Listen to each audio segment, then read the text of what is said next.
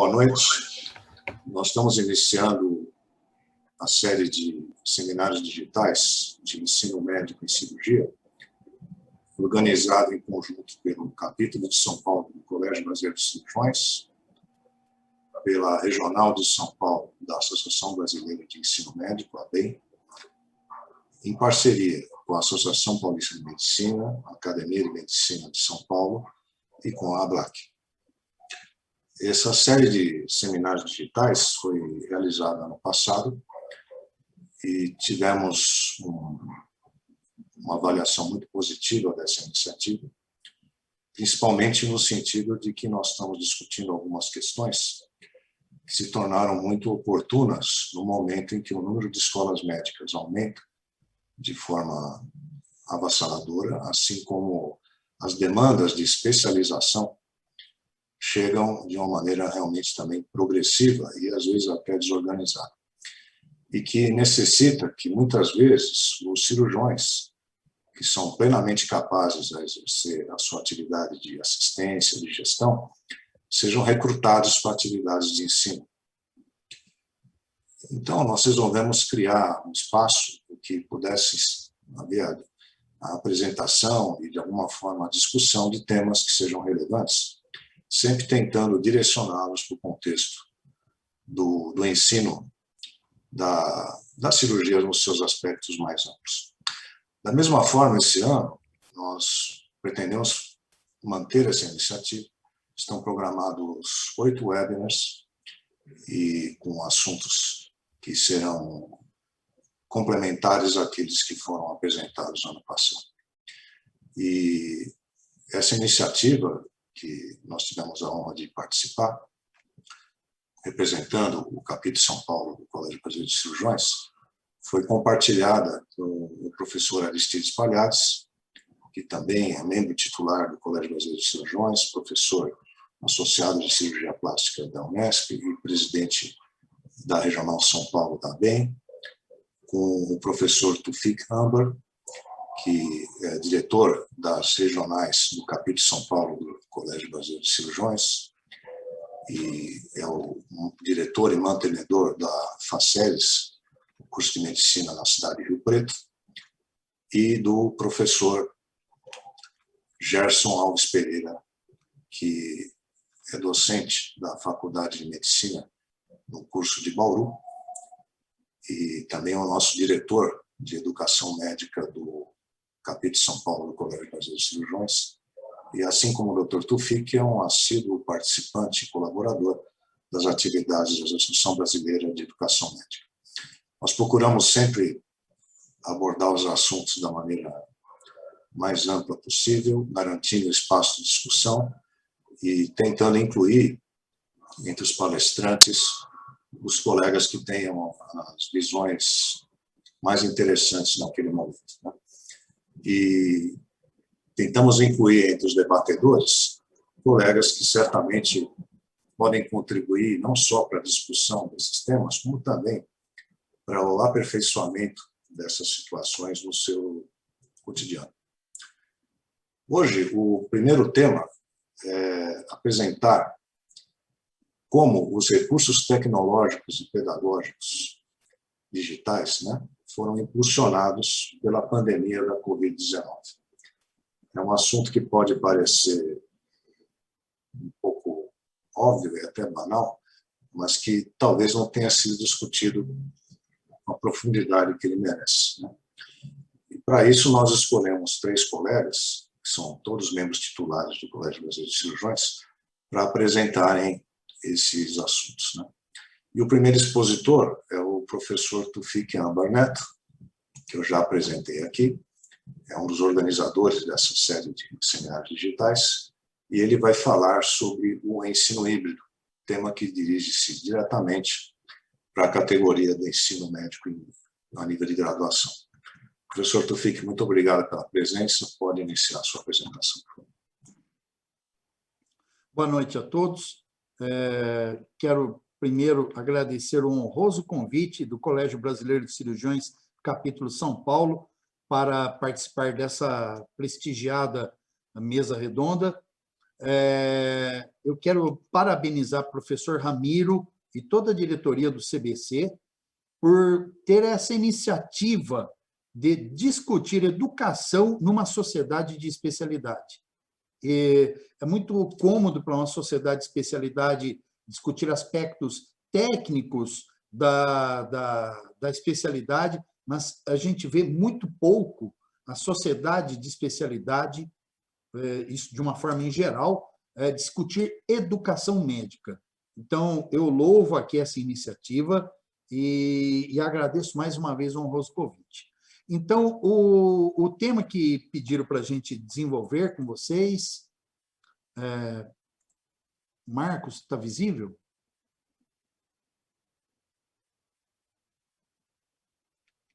Estão vendo aqui alô? Ainda não, ainda não. Ah, perdão. Agora, acho que sim, né? Sim.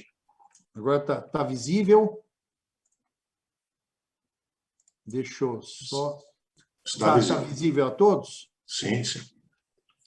Então, o tema da mesa, né? Quais recursos médicos, recursos tecnológicos e pedagógicos foram impulsionados pela pandemia da Covid-19. E, então, nós temos, então, a nossa parte é falar sobre ensino híbrido, e no sumário, então, começamos, aqui está o sumário, o começo é ensino híbrido, o que existe a respeito. E é muito importante chamar a atenção que não existe legislação definida para o ensino híbrido. Existem a modalidade presencial e a modalidade à distância. A legislação existente fala ou de um ou de outro, tá? E existe um grande tabu em relação ao uso de cursos na área da saúde. Nós temos uma sequência de legislação a respeito de ensino remoto, tá? Mas a que está vigente é esta, a portaria 2117, do fim de 2019, que já logo de cara veda a aplicação da carga horária à distância a cursos de medicina, permite o ensino à distância em cursos presenciais em até 40% da carga horária total do curso, as atividades extracurriculares devem ser contabilizadas nos 40%, todas as atividades presenciais que à distância devem ser realizadas no endereço exclusivo de oferta e determina o registro da carga horária no sistema eletrônico do MEC. Então, isso está em vigência, isso pré-pandemia. Mas, com a pandemia, aconteceu uma série de legislação, surgiram série de legislação em todos os âmbitos, federal, estadual, municipal e no âmbito da própria instituição de ensino. Tá? Então, a primeira de todas é o estado de calamidade, em que se reconhecia o estado de emergência, enfrentamento da emergência e também o estado de calamidade pública. Isso aconteceu em nível federal, estadual, todos os estados decretaram o estado de calamidade e todos os estados do Brasil fizeram um plano de classificação das regiões para definir o grau de restrição de circulação das pessoas. Essa bizarrice também surgiu na pandemia, a antecipação de colação de grau, mas nós não vamos nos deter nisso aqui. Também ocorreu essa iniciativa exótica, que foi o Brasil Conte Comigo, que era a participação de internos e alunos de medicina e de área da saúde no combate à pandemia. Teve esta legislação, que foi uma medida provisória que permitia alteração do calendário letivo, mas, embora a medida provisória tivesse já caducado, os efeitos dela permaneceram. Ainda teve as portarias do Ministério da Educação regulamentando o uso de atividade remota para o curso de medicina, inicialmente restringindo até o 4º ano e apenas disciplinas teóricas, cognitivas. Depois, essa portaria 544, de março do ano passado, que autorizou a distribuição por todo o curso, tá? E também substituição de práticas quando possíveis e obedecendo às diretrizes curriculares nacionais. Tá? Ainda sobre ensino remoto, teve no fim do ano uma obrigatoriedade de retorno ao presencial, mas isso acabou caindo por terra, porque a pandemia, obviamente, não tinha acabado, né? Ela foi substituída por essa portaria que deu uma flexibilidade para uso de ensino remoto em caráter excepcional, né? E os aspectos trabalhistas da pandemia, que regulamentaram o teletrabalho, antecipação de férias, concessão de férias coletivas, antecipação de feriados, banco de horas, né? Deu uma flexibilidade muito grande. Essa nota técnica visou proteger o teletrabalho dos professores, principalmente, contra a privacidade, extensão de jornada, exposição da vida privada, intervalo entre aulas, direitos autorais e sala de professor virtual. Tá? Também, junto com essa legislação toda da pandemia, veio também a obrigatoriedade da adoção de protocolos de segurança, de biossegurança. E o cenário do ensino superior, que fez com que houvesse essa grande transformação, foi um isolamento inicial, no início do ano passado, adoção do ensino remoto às pressas, tá? Necessidade de adaptar modelos e dificuldades para essa adaptação, a regulação que eu apresentei para vocês, a maioria foi em caráter temporário, tá? Um panorama heterogêneo das escolas e dentro das escolas entre professores, alunos e funcionários, distorções na formação, tanto da graduação quanto da residência médica, diminuição do aprendizado. Isso aqui é uma coisa empírica, porque até agora eu não detectei um trabalho, um artigo publicado que estabelecesse uma métrica se o que aconteceu na pandemia realmente diminuiu e o quanto diminuiu o aprendizado dos alunos. Empiricamente, a gente acha que sim, mas eu não vi nada publicado em termos de métricas. E a autorregulamentação. As faculdades acabaram se reunindo e se autorregulamentando diante da ausência de regulamentação dos órgãos, como o Ministério da Educação, por exemplo. Houve também um panorama de queda na renda familiar, pressão pelas formaturas, pelo financiamento, pressão pelo retorno ao presencial, e os efeitos do isolamento prolongado se manifestaram. Efeitos na saúde mental dos alunos, dos professores, adoecimento pela doença, luto pela perda de entes queridos, tá? Um grande problema que a pandemia trouxe foi a reposição laboratorial e práticas de campo, né? Os campos de estágio que voltaram com uma restrição grande ao número de pessoas presentes, então acabou provocando a necessidade das escolas médicas procurarem mais campos de estágio, né? Houve uma mudança muito rápida de cenários, está ocorrendo. Então, você começa a aula, suspende por causa de lockdown, depois volta, mas tem lugar que as escolas não são autorizadas a voltar, tem lugar que tem porcentagem para voltar, né? E a questão complexa, que é grupo de risco, não só entre professores, mas entre alunos também, tá? Pois bem, e aqui tem um outro problema. Você pega numa escola médica comum, onde nós temos um panorama, onde tem um grupo que quer loucamente voltar às aulas e um grupo que quer loucamente ficar em casa, né? Então, nós temos aí uma polarização gigante entre os públicos dentro de uma escola. E o pior de tudo, né? Cobrança de certezas em cenários de incertezas, né? As pessoas exigem das instituições posicionamento num cenário que a escola tem pouco ou quase nada de interferência, né?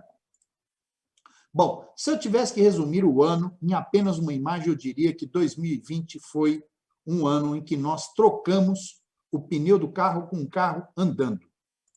Muito bem, vamos falar do ensino híbrido, então.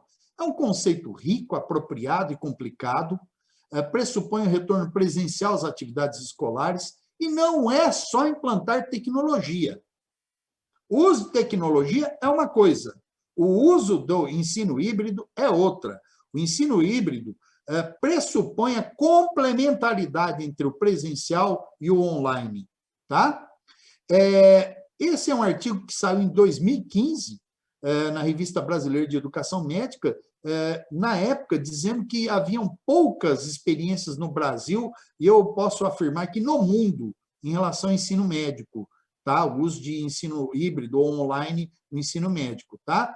Mas eu diria que ele é apenas, ou, se fosse simplificar o conceito, um rearranjo do que já existe entre o presencial e o remoto. Existem várias modalidades, vários modelos, tá?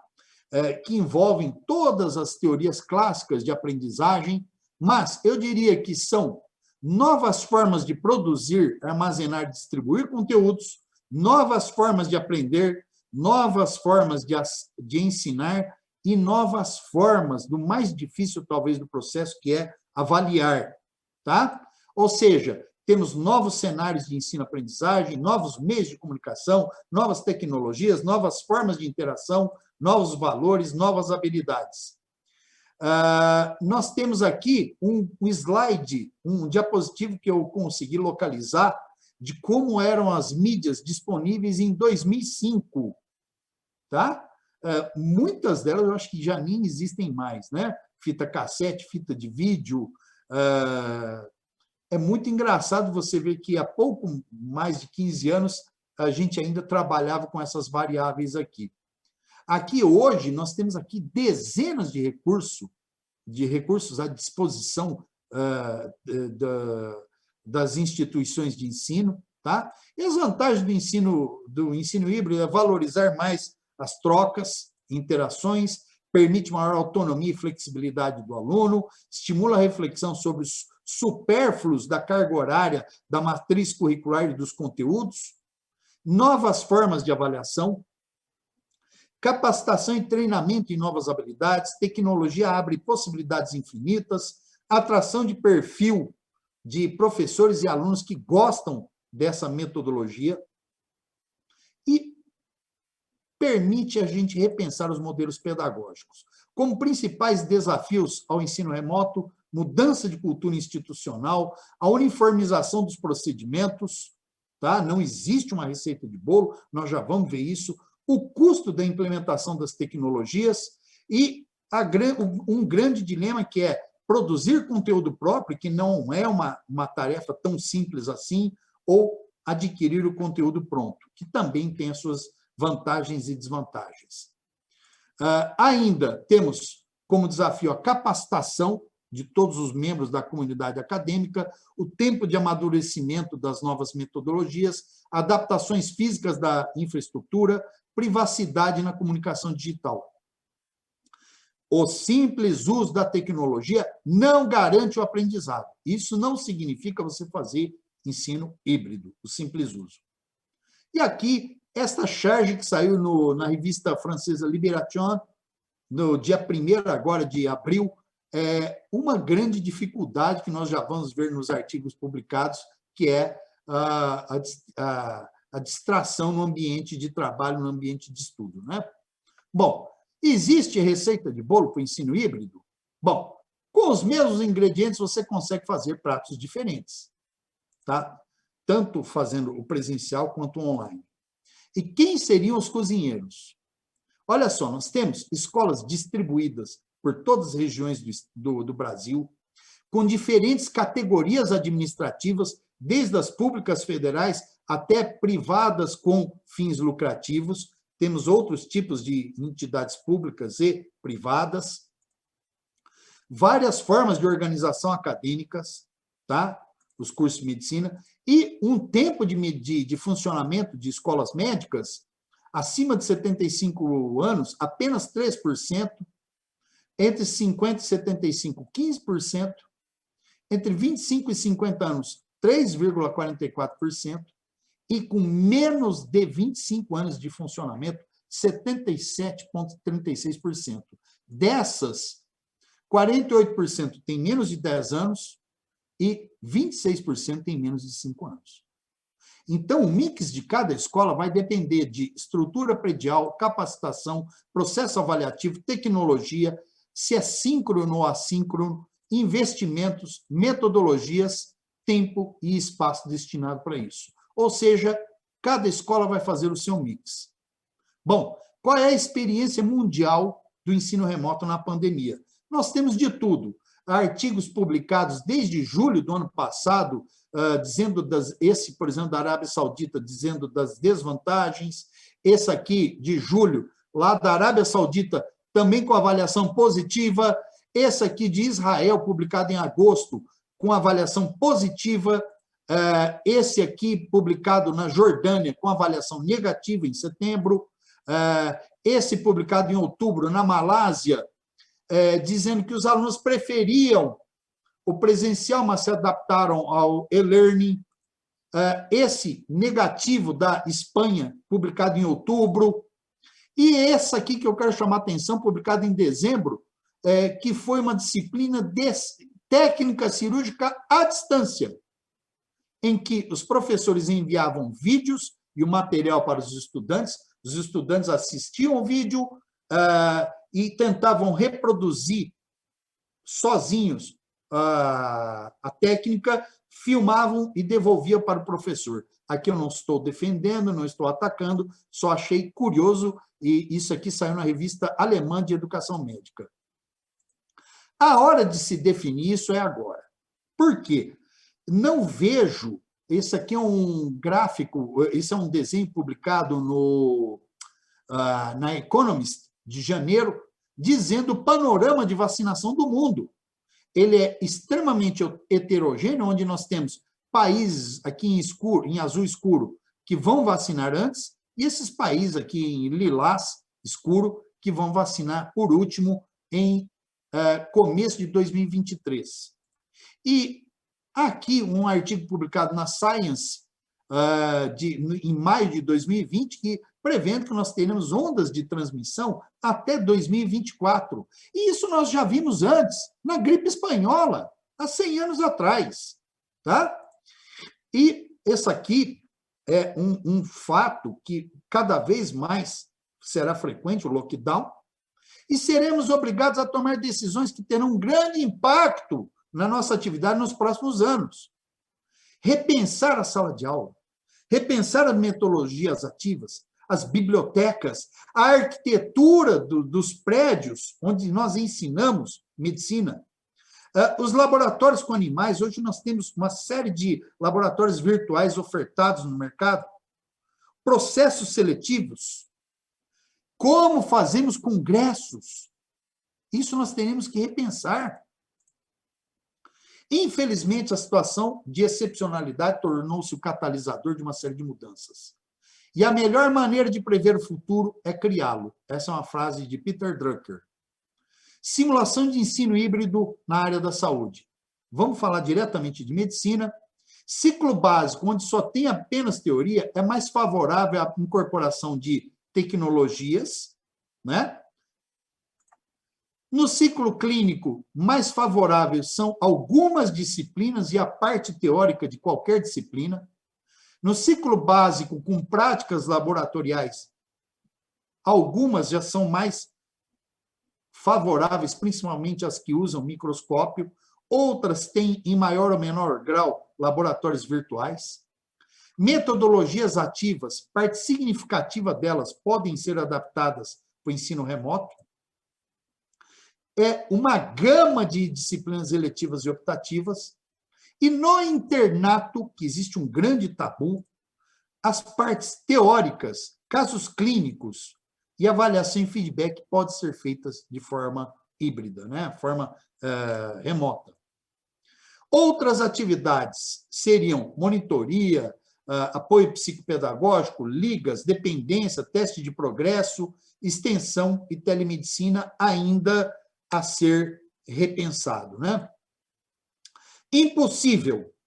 Treinamento para habilidade manual e motora, trabalho de campo, atividade prática de ensino e internato à parte prática.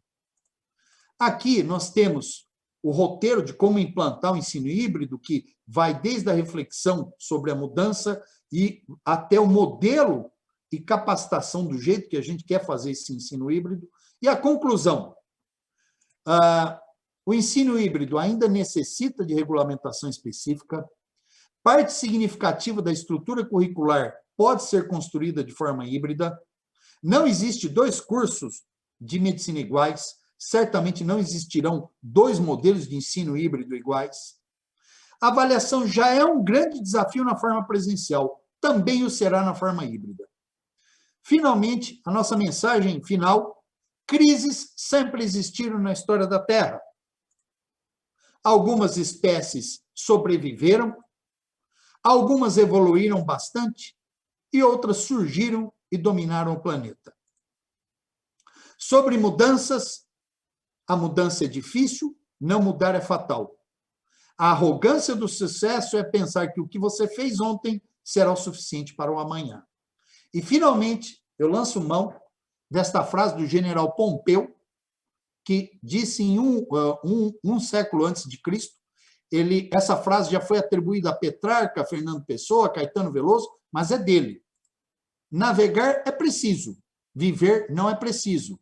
Essa frase é mal interpretada porque preciso é utilizado como adjetivo de exatidão e não como verbo.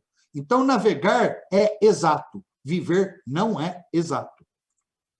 Ou seja, ele dizia que com a astrolábia e a posição das estrelas, navegar é uma ciência exata.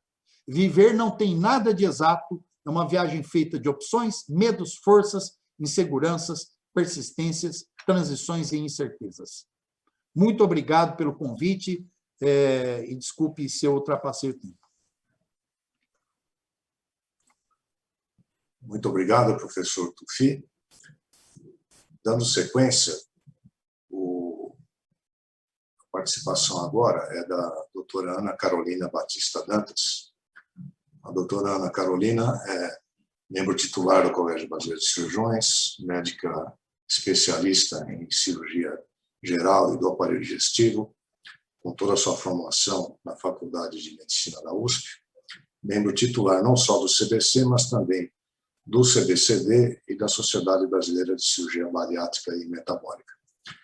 A doutora Carolina vai falar sobre um aspecto muito importante também, e muito curioso, porque as atividades de educação continuada, de atualização do ano passado, se converteram também para o formato digital, seja em congressos online, webinars como esse, e podcasts e várias outras iniciativas. De uma maneira, como o Dr. Tuffi já apontou aqui, não necessariamente ordenada e regrada, mas feita de acordo com as conveniências, os recursos daqueles que estavam interessados em disseminar o conhecimento e fazer a discussão desses aspectos, né? Doutora Ana Carolina, por favor, sua apresentação. Bom, boa noite a todos e obrigada mais uma vez ao Colégio Brasileiro de Cirurgiões, em especial ao Dr. Ramiro, pelo convite. Depois da aula do Dr. Tuffi, que fica até mais fácil falar, que ele fez um apanhado geral aí de tudo que a gente passou do ponto de vista de ensino no ano passado. E agora, mais pontualmente, eu vou revisar um pouco sobre a questão dos eventos online, webinários, congressos, Journal Club e outras aulas que participamos em geral no ano passado. E eu gostaria aqui de fazer uma reflexão, quando eu fui preparar esses slides, fazer uma reflexão do que nós passamos ano passado. Imagino que todos vocês que estão nos assistindo também, quantos eventos, quantos webinários vocês participaram? Quantos congressos online vocês foram? Eu fui a mais congressos do que eu jamais iria presencialmente. Então, assim, não só do ponto de vista de volume, quantidade, mas até de temas diversos. Por exemplo, ano passado, eu participei do congresso, eu assisti o congresso do American College de qualidade e segurança, que eu nunca tinha visto, assim.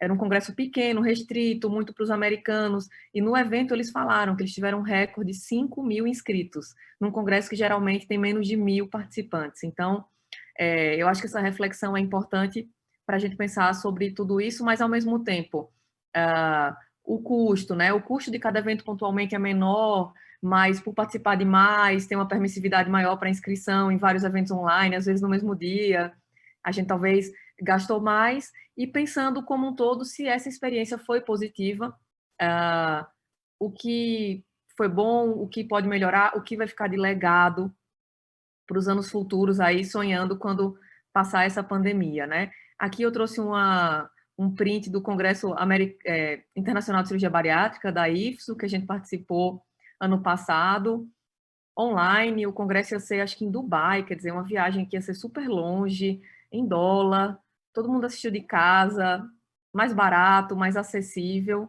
e vamos discutir um pouco mais dos prós e contras disso aí. Uma coisa interessante, quando eu fui procurar evidência na literatura sobre esse tema, a maioria das publicações são de cirurgia plástica. Talvez pelo fato deles, por mais tempo e de forma mais precoce, terem parado as cirurgias, por serem geralmente eletivas, doenças benignas, que puderam esperar mais do que nossa vivência como cirurgião geral, com cirurgias de urgência, né? E eles falaram, e tem vários artigos refletindo sobre uma espécie de pandemia de webinar, pandemia de aula online, com picos, a semelhança do pico da doença, né? Então, conforme o tempo passava, a gente se enclausurava mais, a doença progredia, a gente fazia menos cirurgia e ficava mais restrito em casa. Cada vez mais as pessoas se inovavam, não só pelo conhecimento, mas até pelo networking, pelo contato com colegas, para aproveitar aquele momento ali menos, digamos, com menos atividade clínica, né? Para trazer uma série de eventos online. E chegou uma hora no passado que eu tenho certeza que vários de vocês aqui vivenciaram esse burnout, uma espécie de cansaço de tanto evento online, não só eventos organizados e estruturados como congressos internacionais e webinários de sociedade, mas live no Instagram, live no YouTube, todo tipo de palestra, digamos assim, que a gente vivenciou online. E como tudo, eu li uma postagem da Elsevier refletindo sobre aspectos positivos e negativos das conferências, dos eventos presenciais e dos eventos online, né? E claro, pensando aqui no online, você já pensa no custo, principalmente para nós brasileiros, pensando em eventos internacionais, a questão do dólar, que está caríssimo, a viagem por si só, né? Mais fácil comparecer, então imagina um evento no Japão, como eu falei, esse de bariátrica, que ia ser em Dubai, enfim. A questão da flexibilidade da experiência, muitos deles tinham as palestras ao vivo, mas você poderia também depois assistir offline para conseguir acompanhar, quer dizer, quando a gente estava no congresso presencial, você escolhia uma sala. O que estava rolando na sala vizinha, você naturalmente perdeu. Então, no online, a gente conseguia assistir várias salas porque ficava disponível para ver depois. Uma autonomia de escolha do que você gostaria de assistir ou não, recursos disponíveis para download, né? Maior número de palestras, maior número de pessoas participando.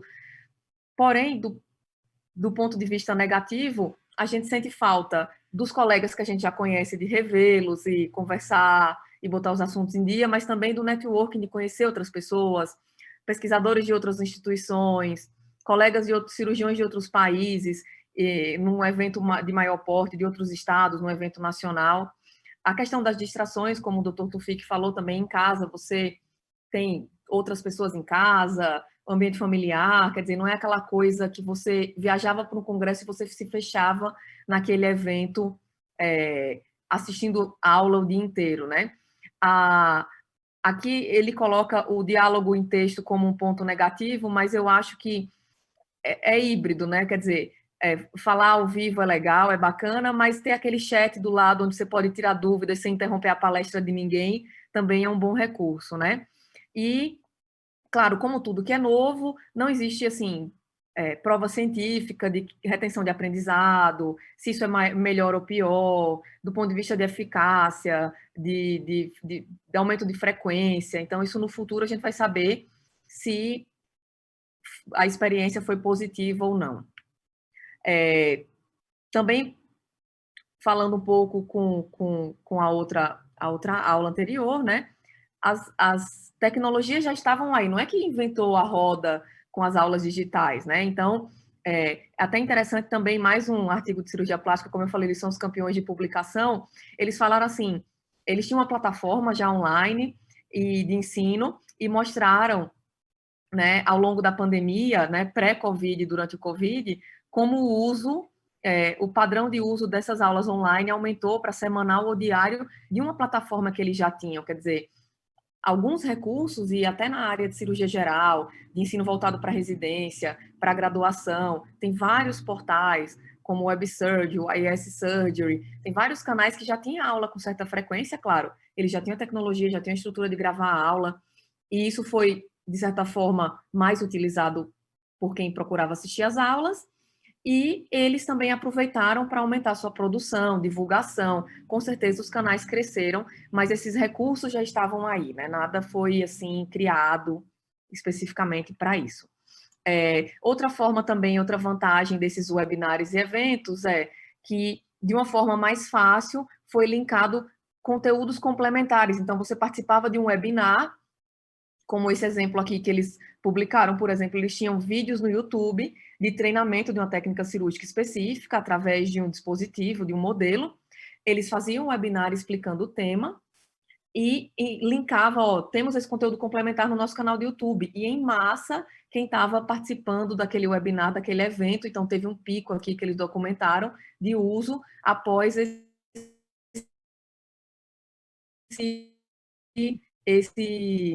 por exemplo, um site, um canal no YouTube nosso e fornecesse aqui como material complementar dessa aula, e geraria um fluxo de pessoas interessadas na divulgação daquele conteúdo. Então, isso aqui também é uma métrica interessante de coisas que aconteceram ano passado com a pandemia, mas que talvez, de novo, coisas positivas que possam ser usadas no futuro, por que não? Quando a gente voltar a um congresso presencial, tem uma complementação online que quem participou do evento possa continuar estudando aquele tema ali. Esse ano passado, também eu tive a oportunidade de participar da gravação do Gastrão, e é importante ressaltar o desafio da estrutura para a transformação digital, um evento que era totalmente presencial, os colegas da endoscopia faziam procedimentos para os participantes, e a gente teve que gravar com antecedência. Toda essa parafernália foi instalada no anfiteatro para gravação de aulas, de slides, todo mundo foi gravar antes para colocar no site, para fazer o portal. Então, tem todo o desafio da transformação digital, claro, recursos que já existiam, mas o desafio de transformar um evento presencial em online, e não só a estrutura física, mas, por exemplo, esses eventos, alguns que eu assisti internacionais, eles eram transmitidos ao vivo, não importa se o palestrante estava na Austrália ou nos Estados Unidos. Então, o de bariátrica que eu participei, por exemplo, a central era na Itália, a maioria dos palestrantes americanos, só que boa parte, por exemplo, o presidente do evento, a presidente, a cirurgiã que era presidente do evento, estava na Austrália, então ela deu a aula dela de madrugada, para poder transmitir ao vivo para todo mundo. Então, todos esses desafios de transformar o evento presencial no online, né? E aqui fica a nossa reflexão, como eu falei, essa exposição mais breve, mas para trazer o que tem de experiência que nós participamos e também de que tem de evidência na literatura, ainda bastante restrito, mas para trazer reflexões aqui que a gente pense no modelo híbrido de eventos, a semelhança do ensino híbrido, e no futuro, quando a pandemia passar, será que o novo normal vai ser normal como antes? Ou ficarão lições aí que podemos utilizar? Então, os eventos serão híbridos? Quer dizer, será que vale a pena, por exemplo, os nacionais num país tão grande como o Brasil, ter a parte presencial e online para quem não pode viajar, ou eventos internacionais pela questão de custo, distância, né? Do mesmo modo, com certeza houve um impacto no custo e no lucro para as entidades organizadoras desses eventos. Quer dizer, as inscrições tiveram que ser mais baratas pela questão de presença dos participantes. Imagino que tenha tido restrição de patrocínio, porque não tinha mais aqueles mega estandes que a gente via nos eventos. Alguns até tinham uns estandes online, mas a gente sabe que não é a mesma coisa, né? Então, como atrair patrocínio nesse novo modelo? Será que novas empresas, né, estariam interessadas nesse modelo online? Talvez o modelo híbrido, né, não totalmente online, mas o híbrido, quando voltar os eventos presenciais, seriam mais acessíveis. Vamos pensar que nós que somos um país de menor renda comparado com os americanos, com os europeus, agora com essa questão do dólar, ou como um todo, alunos de medicina, residentes, o custo para um evento nacional ou internacional, tem a questão do tempo, vai faltar aula, vai faltar residência, não consegue viajar, o custo do evento e da viagem em si. Então, tornaremos o conhecimento mais acessível com esses eventos híbridos, né? E, de novo, como trazer experiências que passamos com os eventos virtuais para o mundo físico, né? Então, quem participou ano passado do Congresso Paulista, eu achei excepcional a apresentação de trabalhos em pequenas salas, todo mundo respeitava o tempo, no digital muito mais do que o presencial. Às vezes a gente vai para um congresso apresentar um trabalho, um pôster, leva um residente nosso, tem 5, 6 pessoas na sala. Quando a gente olhou na online, tinha 40, 50 pessoas assistindo, então muito mais gente participando da apresentação de trabalhos nos congressos. Como eu falei lá no começo, em vez de alguns eventos você não tinha oportunidade de perguntar, ou se perguntava, interrompia o palestrante. O chat online aqui do lado, a caixinha de perguntas também, achei super interessante e disponível para alguém selecionar as perguntas mais relevantes para serem levadas à plateia, né? Então, o que vamos usar de positivo da vivência online para o mundo presencial no futuro?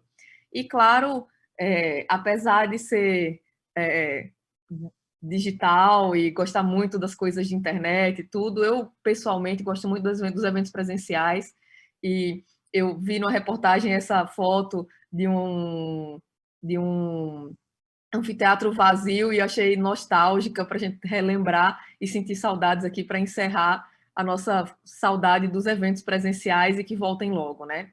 Bom, e é isso. Mais uma vez, obrigada aí pela participação. Muito obrigado, doutora Carolina. É interessante a gente observar como as duas apresentações se complementam, né? E a gente tem por tradição, na cirurgia, sempre nos basearmos, né, no aprendizado direto entre os colegas, né? Entre o colega que tem mais experiência para o tal aprendiz, né? Talvez desde o tempo dos cirurgiões barbeiros seja assim. E no momento em que esse contato físico, né, presencial, não existe mais, as estruturas realmente são muito abaladas, né? E é normal que em um ano, talvez um pouco mais de um ano, né, de experiência nesses mecanismos, a gente tenha muitas incertezas, né? Mas entre os mecanismos que a gente envolve no ensino, estão as ferramentas de avaliação, que muitas vezes elas são necessárias não só para promover e mensurar um aprendizado, mas para selecionar profissionais para uma determinada atividade. E uma delas, muito discutida e muito importante, é a seleção para a residência médica. Principalmente aqui no nosso país, em que tem um grande funil, em que os egressos dos cursos de medicina entram para tentarem se habilitarem a ingressar num programa de residência médica. Realmente é um privilégio aqui no nosso país você ser admitido e cursar um programa de residência médica, seja ele qual for. E nesse contexto, fazer as entrevistas em programas que têm grande número de vagas e grande número de candidatos ficou complicado quando você tem normas sanitárias a seguir, você tem um período relativamente escasso de tempo para fazer esse procedimento, e alguns programas aqui no Brasil optaram por fazer as entrevistas online. A gente sabe que nos Estados Unidos, por exemplo, isso tem sido feito, e eu acredito pessoalmente que vai permanecer dentro do contexto deles, né? Para falar um pouquinho desse assunto, a gente convidou o Dr. Diego Adão Fante Silva. O Dr. Diego Adão é médico e fez residência em cirurgia geral e aparelho digestivo na Escola Paulista de Medicina, onde ele concluiu também, obteve o título de mestre por essa instituição. E atualmente, na Escola Paulista de Medicina da Unifesp, ele é preceptor do programa de residência médica em cirurgia geral e um dos supervisores do programa de residência médica em medicina de emergência. Ele tem atividades assistenciais no pronto-socorro de cirurgia geral do Hospital São Paulo e também na disciplina de gastroenterologia cirúrgica. O professor Diego ele é devotado praticamente 100% à atividade acadêmica, e ele teve a experiência recente de adotar essas entrevistas online nos programas de residência onde ele atua. E é sobre essa experiência que ele vai comentar aqui para nós, né? Muito obrigado, Diego, pela sua presença, sua colaboração. Pode fazer sua apresentação. Então, a todos os colegas da mesa, muito boa noite. Pessoal que está em casa ouvindo agora, que vai ouvir depois, muito boa noite a todos. Queria muito agradecer ao Colégio Brasileiro de Cirurgiões o convite, a oportunidade de falar, em nome do professor Ramiro, o Marcos, a Geise, a Kelly, o pessoal que está aí nos bastidores ajudando a gente a realizar esse evento. E também agradecer os 2 outros palestrantes que me anteciparam, que deram todas as chaves para que eu pudesse fazer a minha apresentação. Eu vou projetar aqui. Enquanto eu projeto, queria só falar para a Ana que quem gosta de livro físico, Ana, com certeza gosta de evento presencial. Acho que está dando para vocês darem uma olhadinha aí, né? Está aparecendo já. Então, o tema que me foi solicitado pelo professor Ramiro foi sobre a nossa experiência na execução da entrevista online como parte do processo seletivo para a residência médica. Eu optei por relatar a minha experiência. Eu quero construir a parte pedagógica da aula contando todos os processos que nós vivemos na decisão, execução e conclusão do processo de entrevista, e em cima disso eu queria teorizar e problematizar um pouco. Eu não vou trazer nenhum background teórico sobre o assunto. Eu optei por contar realmente o que a gente viveu e como que a gente encontrou solução a esses problemas e o aprendizado que nós tiramos de tudo isso. Eu vou mostrar para vocês o contexto em que se deu a nossa escolha em fazer uma entrevista online. Vou falar um pouquinho dos preparativos pré-entrevista, da experiência da entrevista propriamente dita, o que nós tivemos de conclusões e decisões do pós-entrevista, que eu acho que vai ser o que a gente vai levar de aprendizado disso tudo. Então, sobre o contexto, a gente se encontrava numa situação em que eu tinha que gerenciar a entrevista de 2 programas de residência. O programa de cirurgia geral, que oferta 24 vagas de R1, divididas em 18 vagas para a área cirúrgica básica e 6 para a cirurgia geral, e em que a gente seleciona 3 candidatos por vagas aprovados na primeira fase. Então, eu tinha 72 candidatos de cirurgia geral para entrevistar.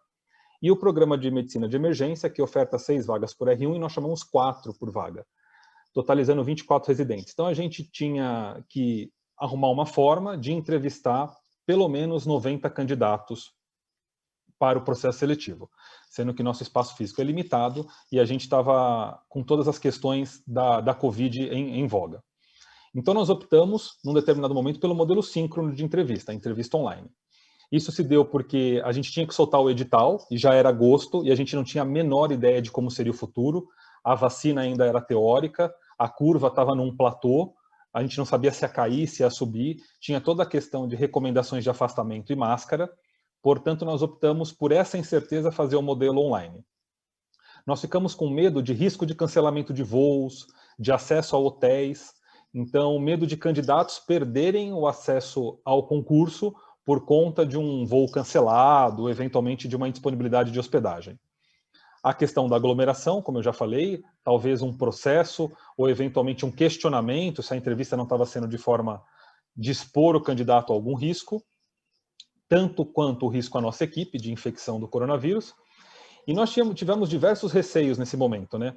Nós nos perguntamos, será que nesse processo online nós vamos perder alguma informação muito importante? Será que a gente vai deixar de conseguir avaliar ou aferir alguma medida? Pensamos, será que o sigilo vai ser quebrado da entrevista? Será que alguém vai gravar essa entrevista e divulgar, editar, falar que não disse aquilo? Hoje tem vários aplicativos em que você mexe a boca, você muda a voz do entrevistador ou do entrevistado. Ficamos com receio, por exemplo, do candidato não ser ele, né? Será que ele poderia usar algum software ou uma iluminação que ele não fosse ele a identidade? Eventualmente uma queda de energia elétrica durante o processo, uma queda de conexão, como a gente faria. Tudo isso aí eram dúvidas que a gente tinha e a gente começou a trabalhar em cima disso. Então, como que a gente fez? Sobre o pré-entrevista, antes da entrevista. A gente falou assim, a primeira coisa que a gente tem que fazer, o processo tem que ser muito claro, muito bem estruturado, e todo mundo tem que estar conversando a mesma linguagem. Soltamos um edital, informando todos os candidatos, muito antecipadamente, que a entrevista seria online. tivemos um planejamento, várias reuniões, usamos lousa, post-it, fizemos todos os cenários possíveis para tentar encontrar o melhor modelo e soltamos para os candidatos um documento de orientação via e-mail. Deixa eu ver se eu consigo trocar as projeções aqui para vocês, porque eu queria mostrar esse documento também. Vou só concluir esse slide. Então, nesse documento tinha a data e a hora da entrevista, tinha quem comporia a banca examinadora, explicamos superficialmente, de modo que ele não entendesse a entrevista em si, o conteúdo a ser cobrado, mas qual que seria a dinâmica e os critérios de nota, e mandamos os links, tanto para o currículo, a avaliação do currículo foi online, quanto da sala virtual onde aconteceria a entrevista. Eu vou parar de compartilhar aqui, vou só mudar a tela. Então, este aqui foi o documento. Foi um PDF simples, foram 3 páginas, em que a gente falava que a entrevista seria online, seria realizada em data única, não aceitaríamos a entrevista presencial, apresentamos a banca examinadora com o presidente, os 4 preceptores, uma R2 do programa Participa e a secretária. Explicamos que todos os candidatos, que nós não possuímos conflito de interesse, foi uma parte burocrática, né? E dividimos os candidatos em várias turmas, por horário. Então, das 8 às 9, uma turma, das 9 às 10, outra turma. Os candidatos receberam essa lista por e-mail. Nós pedimos confirmação por e-mail para garantir. Dissemos que haveria uma fase de avaliação assíncrona, que seria a do currículo, que eu já vou mostrar para vocês como nós fizemos, e a entrevista assíncrona propriamente dita, em que seriam dinâmicas de grupo, tinha o link para o candidato conectar, falando que ele tinha uma tolerância de 5 minutos de estar presente, senão ele seria considerado como ausente. Deixamos o WhatsApp disponível para contato, e-mail disponível para contato. Sugerimos qual plataforma ele deveria usar depois de alguns testes, sugerimos o Google Chrome, porque nós usaríamos o Meet como ferramenta de teleconferência, e pedimos que todos se apresentassem de forma muito clara seu rosto e mostrassem um documento com foto recente, um RG, um passaporte, que seria a forma que nós encontramos de tentar validar a identidade do candidato. Orientamos que ele tivesse, igual os congressos mandaram, local claro, sem som, conexão à internet, etc., e apresentamos como seria a nota da entrevista, que é um critério conta no edital, e um cronograminha de como isso se daria. Feito isso, ele recebeu também o link para o preenchimento do currículo, que a gente nunca tinha feito isso, a gente não queria que eles mandassem currículo físico. Então a gente soltou um forms num e-mail, nesse link, em que ele colocava o nome, o CPF e os critérios do currículo, né? Onde ele se formou, quanto tempo dura o internato, se ele já tinha alguma publicação, se ele teve cargo de representatividade estudantil, etc., que são dados curriculares. E no final nós fizemos uma consulta jurídica e nós colocamos 3 itens. O primeiro, que ele declarava que todas as afirmações acima eram verdadeiras. E que se ele não fosse verdadeiro, ele acarretaria em perder nota no concurso ou ser excluído, e a gente poderia submeter a solicitação dos comprovantes físicos. Ele dava como ciência.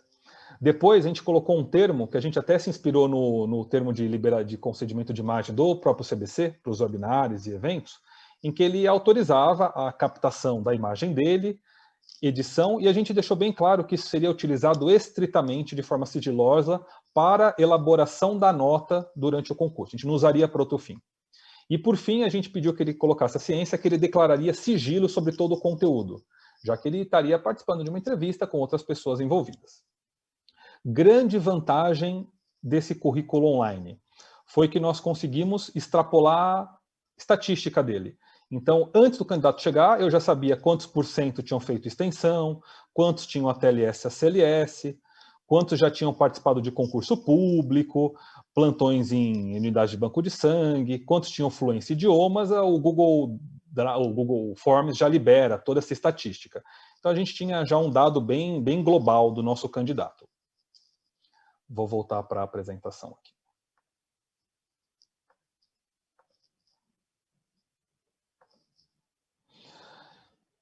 E aí nós fizemos diversas simulações, somente a banca examinadora, testando com candidatos falsos, nós simulávamos candidato, várias conexões. Nós fizemos 4 encontros simulados que foram essenciais para prever problemas e dar um ritmo de dinâmica. Nós conseguimos encontrar, como por exemplo, como que o candidato deveria se conectar, que seria necessário uma sala de espera, senão ele acabaria entrando na sala de entrevista que estava acontecendo. Nós descobrimos que faltava tomada para todos os notebooks e celulares na sala que a gente ia fazer a entrevista. Aquele problema de vários computadores no mesmo lugar e telefones dando microfonia, todo mundo ficou tentando ligar, desligar. A forma mais simples de resolver a microfonia é um fone com microfone. Tudo aprendizado da simulação. Conseguimos organizar o nosso tempo, o espaço onde cada um da banca ia sentar. Conseguimos ver que a conexão 4G de celular é a melhor. Vários computadores no mesmo Wi-Fi ficava ruim. Então nós decidimos que a entrevista seria por meio do celular. E fizemos algumas simulações de invasão, de tentativa de invasão, e vimos que a plataforma era bem segura, bem estável, e nós deixamos um plano B, uma sala alternativa, caso a gente fosse invadido. E a segunda simulação que a gente fez foi com os próprios candidatos. Nós convocamos os candidatos para uma pré-entrevista, que não teria critério classificatório, igual o Marcos faz com a gente aqui. Libera antes para entrar, para testar. Então, todos os candidatos entraram 2 dias antes, a gente fez com 48 horas de antecedência, e eu fiquei 1 hora disponível para eles. Então, nós testamos a conexão deles, o áudio, o vídeo, vimos que a plataforma da Apple não funciona bem com o Google Meet, o microfone não abre, então os candidatos puderam instalar o Google Meet no celular, ter várias alternativas. Detectamos esses problemas. O navegador Chrome foi o que se deu melhor, testamos o eco, a sala do candidato não dava para ouvir direito, aquele fone do iPhone, aquele fone de Bluetooth é péssimo em alguns candidatos, ele não conecta, ele cai, a bateria acaba, porque o candidato começa a entrevista com o foninho, a bateria acaba, aí o celular não carrega no mesmo carregador, a gente foi descobrindo várias coisas. Deu para treinar e aí nós fomos para o dia da entrevista. Como que acontecia o fluxo? O candidato, ele conectava via o link que a gente liberou no e-mail para ele. E ele caía no meu computador, que era uma sala de espera, em que todo mundo poderia entrar. Isso foi essencial, porque se algum candidato tentasse entrar fora do horário dele, ele não caía na sala de entrevista. Se candidatos chegassem atrasado, ou a gente atrasasse a entrevista, os novos candidatos chegando nos seus horários programados não atrapalhariam a entrevista. Então ali eles ficaram recebidos e eles ficavam aguardando. Quando dava a hora da entrevista deles, eu soltava no chat dessa sala do Google Meet o link para a sala da entrevista propriamente dita. Eu próprio os aceitava num celular que estava do meu lado, nessa outra sala, nesse outro endereço do Meet, e aí todos os demais avaliadores estavam conectados nos seus celulares com um computador de retaguarda para realizar a entrevista de forma simultânea. Esse foi o nosso QG, foi dessa forma que a gente se organizou. Era o espaço que a gente tinha, um monte de celular, um monte de fio, que só deu para ficar organizado porque a gente testou antes. E na parede de cá, que vocês não estão vendo, tinham várias folhas sulfites com o passo a passo da entrevista. O candidato entra, eu jogo ele para a sala A joga para a sala B, de modo que todo mundo poderia se guiar. Então, como que era? A gente recebia o candidato e ele, na hora que entrava na sala de espera, ele via esse slide aí. Então ele ficava tranquilo, ele falava assim, bom, eu estou no lugar certo. Então estava falando que era a entrevista da residência, por favor, para ele aguardar com o microfone desligado, e eu conseguia lá informando os atrasos. Então ele entrava, ele sabia, ó, eu vou esperar pelo menos uns 50 minutos aqui. E eu conseguia falar com eles no chat, deixar todos eles tranquilos, isso na sala de espera, enquanto a entrevista com os outros candidatos estava rolando na sala propriamente dita. Direcionava eles à sala de entrevista, a gente apresentava a banca examinadora, e aí uma coisa que a gente inovou, a gente aproveitou que estava todo mundo online e a gente apresentava o programa de residência. A gente usou a entrevista para fazer uma propaganda e uma divulgação e uma elucidação de como era o programa de residência aos candidatos que passariam e os que não passariam. Podia tirar dúvidas, etc. A gente fazia todo o candidato se apresentar com foto do RG, igual eu comentei, fazia a atividade da entrevista propriamente dita. A entrevista da cirurgia geral a gente fez coletiva, todo mundo fazia junto. A entrevista era individual, mas estavam todos os candidatos daquele grupinho, eram 10 candidatos na mesma sala, e a entrevista da medicina de emergência a gente fez individual, um de cada vez, eu ia trazendo um por vez. O encerramento, em que a gente conclui a atividade, e a recepção do novo grupo. O que a gente percebeu disso tudo? O primeiro é que as quedas de conexões são inevitáveis. Teve uma chuva torrencial em Manaus e 2 candidatos caíram a conexão. Esse candidato ele ficou desconectado um tempo, não era a vez dele de falar, e aí ele reconecta pelo próprio celular, numa conexão mais fraca, chorando, desesperado, que ele perdeu, que ele foi desclassificado. Ele falou para ele ficar tranquilo, que ele não seria afetado por isso, e a gente permitiu que ele entrasse na sequência, sem problema nenhum. A gente viu que tinha muita estabilidade de áudio, né? Então a gente pediu para todo mundo ficar com câmera desligada e microfone desligado. A câmera desligada foi fundamental, só abria a câmera quem fosse falar. Atrasos ocorreram, mas a gente conseguiu compensar porque tinha a sala de espera, então eu mandava o pessoal ficar esperando lá. Houve muito conforto para os candidatos, essa questão de não ter que se deslocar, isso facilitou muito. E a gente chegou à conclusão, depois, qual que foi a informação que foi perdida? O que, que a gente perdeu com essa entrevista? A gente chegou à conclusão que a gente perdeu o contato humano, essa questão de sentir a pessoa. Só que aí a gente se espantou quando a gente percebeu que a gente não precisa disso para uma entrevista. A entrevista, a gente chegou à conclusão que talvez o ideal fosse ser mascarada, nem deveria ver o candidato, porque a quantidade de transferência que existe num aspecto visual, você associa a pessoa à simpatia, a pessoas que você gosta, a familiares, a pessoas que você não gosta. Tem trabalho falando que homem dá nota maior para mulher e o inverso também acontece. Então a gente percebeu pela conexão online a quantidade de viés que uma entrevista não estruturada, meramente empírica, de um bate-papo, acontece no julgamento de vidas de pessoas que estão escolhendo entrar num concurso. O quanto a gente não é preparado do ponto de vista técnico para extrair de uma entrevista o que a entrevista pode oferecer. A gente chegou à conclusão que a entrevista não dá para você conhecer uma pessoa em 5, 10 minutos. A gente não consegue conhecer o nosso residente em 2, 3 anos. Quem dirá em 10 minutos? Então a gente chegou à conclusão de que essa entrevista foi boa para a gente determinar quais seriam os critérios objetivos a se extrair. Então a gente usou, por exemplo, o critério de gerência de tempo. O candidato tem 1 minuto para se apresentar. Quem estourava o tempo era esse que perdia a nota. A gente usou critério de objetividade, de pontos negativos. Conte um ponto negativo seu. Quando o candidato fala assim, eu publiquei somente 6 trabalhos. Isso não é um ponto negativo, né? Então, de fato, aquele candidato fala assim, olha, eu não fiz monitoria, eu fiz liga. Então, nós usamos critérios objetivos e não critérios empíricos de simpatia ou antipatia. As notas da entrevista eram somente com critérios objetivos, como eu falei, e a gente fez nota mascarada. Nenhum avaliador sabia a nota do outro, e a gente preencheu isso num formulário de Google Forms. Combatemos ao máximo esse empirismo e essa transferência de simpatia e antipatia.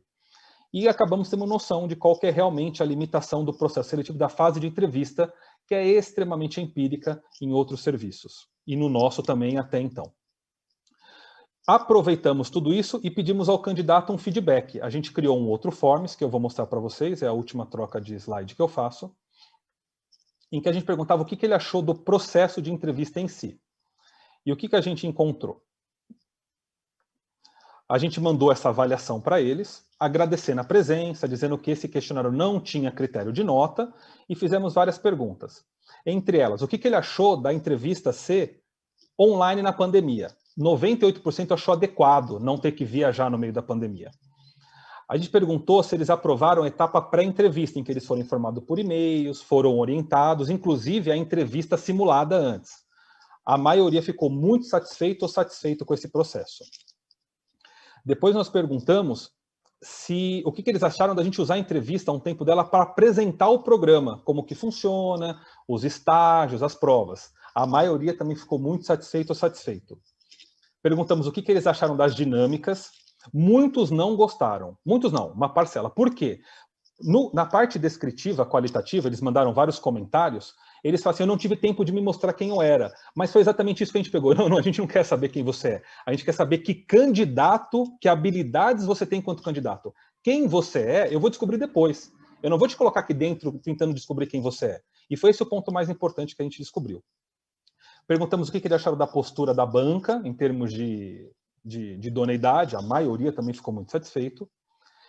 E o mais legal, se eles acharam que esse modelo de entrevista aumentou o interesse deles pela instituição. E 63% relatou que o interesse aumentou muito nesse modelo de entrevista, em que a gente apresenta o programa, faz pré-entrevista, tal. De modo que eles deram uma nota de 0 a 10, 44% deu nota 10 e 18% deu nota 9. Vários comentários descritivos, que a gente fez uma análise qualitativa depois. Tá? Vou só voltar para concluir agora a minha apresentação.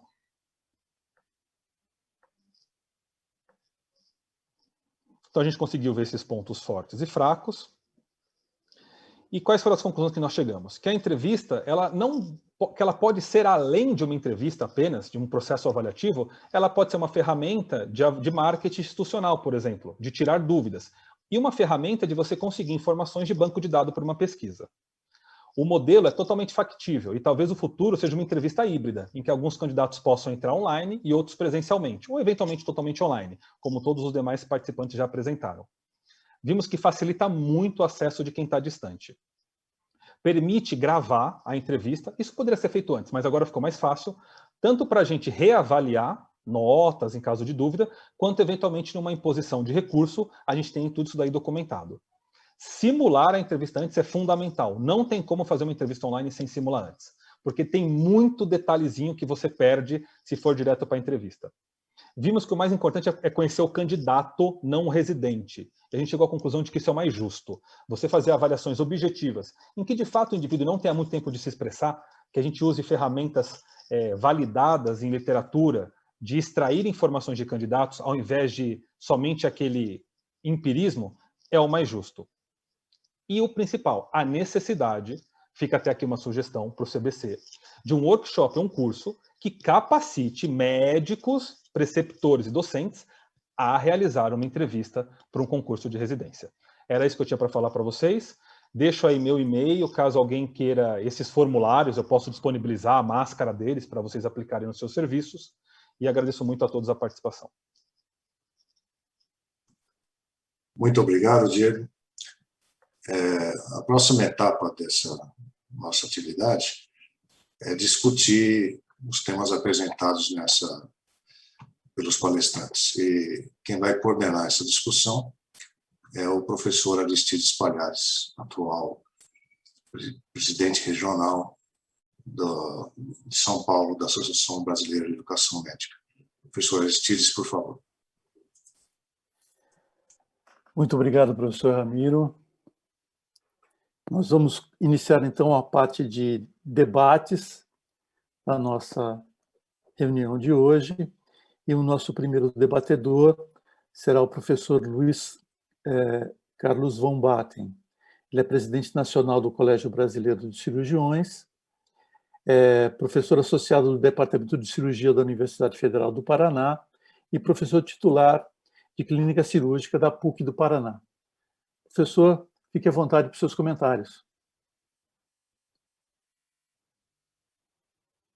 Seu microfone está desligado, professor.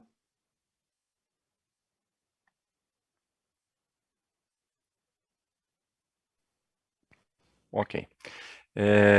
Gostaria de agradecer mais uma vez o convite, esse honroso convite, uma sessão extremamente educativa. Crescemos muito nesses últimos 40 minutos no sentido de formação e efetivamente de ensino. Comentar as aulas realmente seria até um descrédito, mas eu gostaria de fazer alguns ressalvos e alguns comentários pessoais sobre a nossa atividade dentro do ensino nesse período.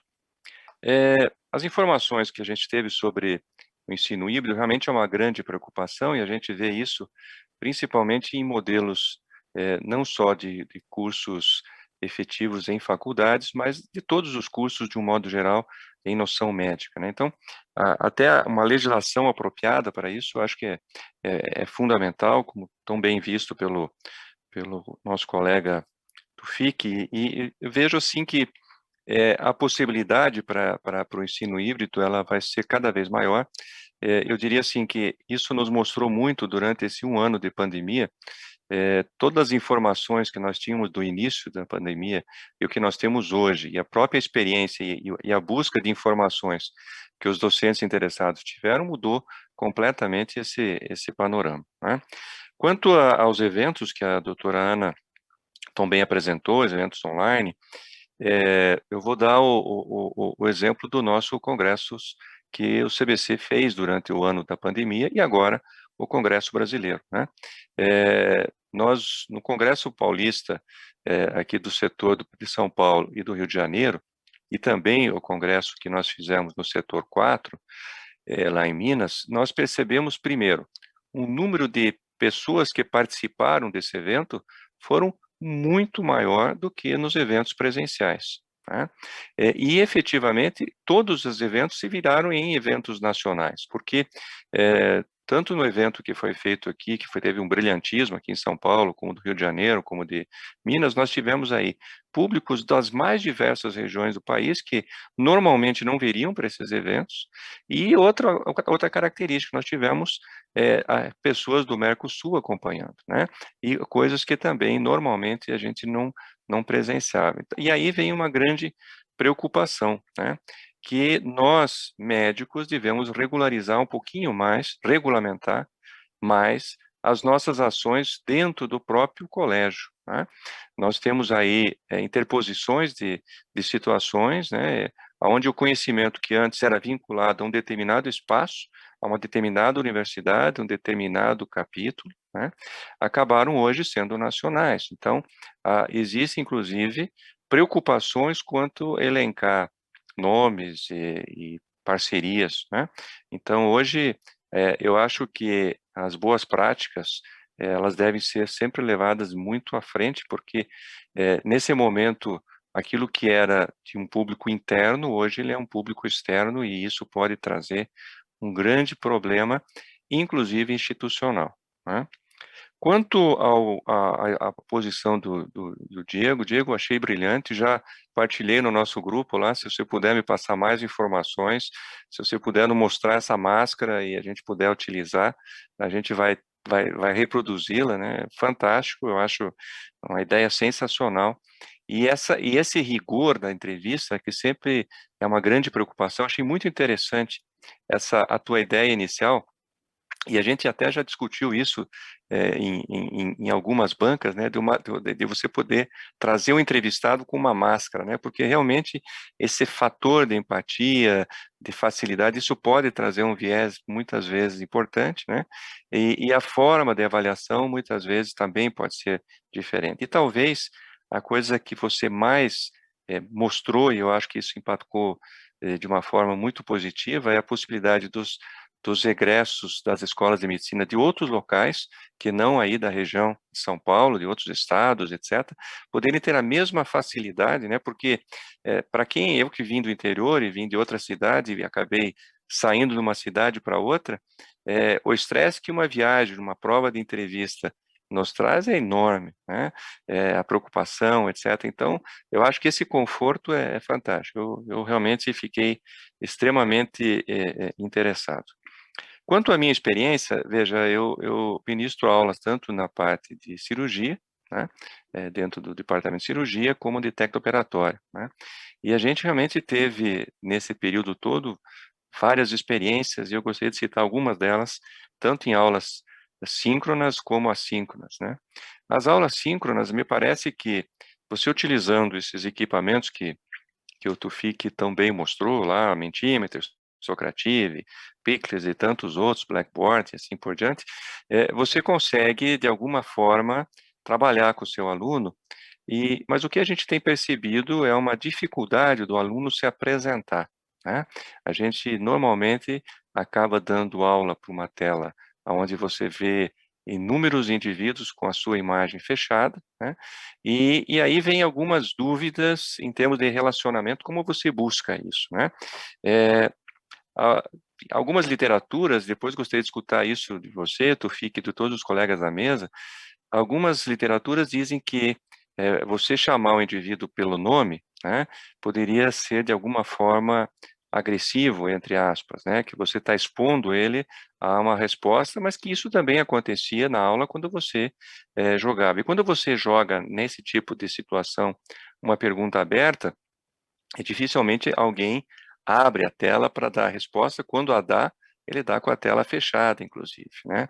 Então, a gente buscou alguns tipos né, de brincadeiras, que a gente pode dizer assim, para transformar isso mais atrativo, né.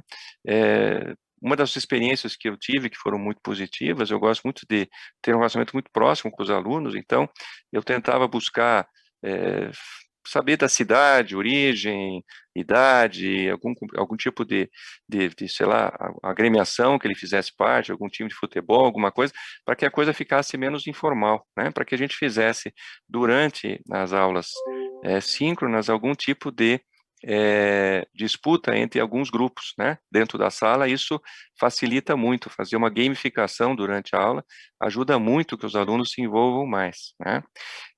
Eu acho que isso traz um interesse acadêmico e faz uma facilidade para que o indivíduo se mostre durante a sua aula, né.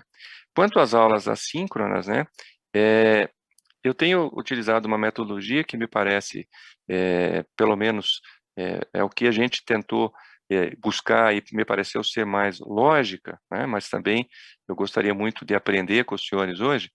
Uma delas é a aula assíncrona, ela ter perguntas durante a sua apresentação, né. Aquelas perguntas que você poderia ter durante a sua aula, você ir jogando durante a sua apresentação, perguntas para e respondendo essas perguntas, para dar um envolvimento para o aluno, né. Se eu for dar uma aula, por exemplo, apendicite aguda, a gente ia colocando, o que o paciente sente primeiro, e aí vai, né. Fazendo algumas perguntas diretas e dando a resposta durante a apresentação. Claro que não é simplesmente uma aula de pergunta e resposta, mas isso ajuda no raciocínio clínico, né.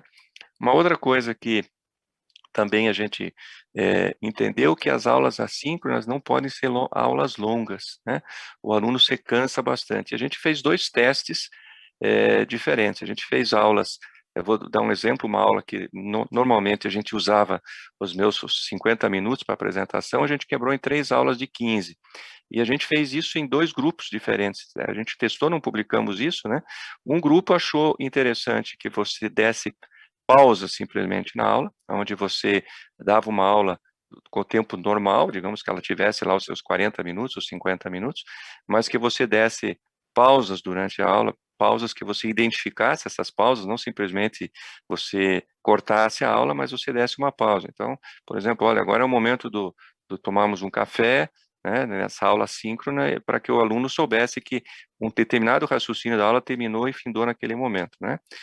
E o outro grupo nós fizemos sim, as aulas quebradas em segmentos. Então, uma mesma aula era dividida em 3 partes, então a gente fazia como se fosse uma pequena minissérie, né, capítulo 1, 2, 3, e o indivíduo era uma mesma aula para ele assistir no tempo que ele assim o achasse, né. Eu não cheguei a uma conclusão, né, os alunos fizeram críticas e elogios das 2 formas, né, mas eu só percebi, assim, que quando a gente comparava esses 2 métodos com uma aula extensa de 50 minutos seguidas, o aproveitamento dos alunos era muito menor, né. O aluno não consegue ficar parado assistindo uma aula de 40 ou 50 minutos na frente do vídeo, ele vai passar a usar um outro equipamento que ele tem junto, ou ele vai acabar vendo Face, vai ver alguma outra coisa. Eu acho que é difícil você manter numa tela a atenção por um tempo muito prolongado. Então, acho que são experiências que nós tivemos, e também o Tufik mostrou aquele trabalho da técnica operatória alemão, eu acabei lendo aquele trabalho, achei interessante, porque é uma grande experiência, né, nós ainda, na universidade, na Pontifícia Universidade Católica, as nossas aulas, elas estão seguindo de forma normal. Na Universidade Federal, a gente tem algumas dificuldades no sentido da legislação, então a gente tem feito só pequenos cursos, ou então uma das coisas que tem estudado é atividades complementares, né, de ensino, onde os alunos, todos eles entram porque eles estão a fim de aprender, na realidade, né, eles não querem mais ficar parados. Então, praticamente a turma inteira entra nesses assuntos complementares, e aí a gente tem tido essas experiências que são positivas, inclusive na própria técnica operatória. Então, agradeço mais uma vez, fiquei realmente bastante interessado nas respostas do FIC, Diogo, e principalmente, Ana, quando a gente fala de congressos, de que forma a gente pode realmente deixar esse ganho que antes era só local, num ganho nacional, né? Qualquer evento hoje é um evento nacional, deixa de ser um evento local. Então a gente tem que tomar muito cuidado e até numa regra bastante clara de compliance, mas acho que isso é muito importante. Então agradeço mais uma vez e estou aí à disposição para um debate. Muito obrigado, Aristides. Muito obrigado, professor. Alguns dos congressistas gostariam de fazer algum comentário? Podemos seguir em frente? Como vocês gostariam de conduzir? Eu gostaria de me manifestar. Professor Luiz Kimura, por favor. Boa noite a todos. Em primeiro lugar, quero pedir desculpas, porque pelos meus afazeres diários eu acabei entrando um pouco mais tarde. Uma observação que eu preciso fazer na apresentação do Diego, do ponto de vista teórico, você está fora da legislação, porque a gente não fala mais em entrevista.